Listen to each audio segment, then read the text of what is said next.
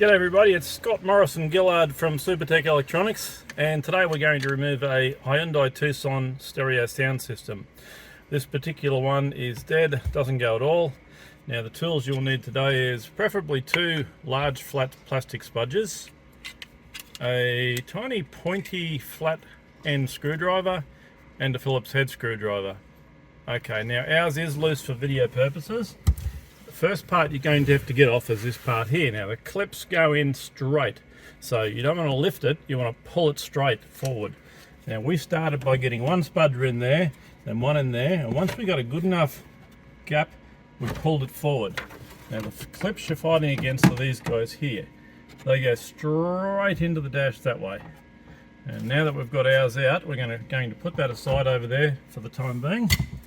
And we're going to remove 1, 2, 3 Phillips screws. Now after you remove the 3 screws, there's 2 clips, one there and one there, that you'll need to pry up. Once you pry them up, you'll need to give it a bit of force towards the front at the same time. These guys need to be unclipped before you pull it forward, and once again it is held in with these big green clips held in the dash. We're going to put that aside. Now we're left with 4 screws, 2 each side. Okay, we've removed the 4 screws. Now this whole guy will be held in with clips, like that. And it will expose these electrical connections. We're going to remove them one at a time by pressing the middle pin and pulling it towards the front.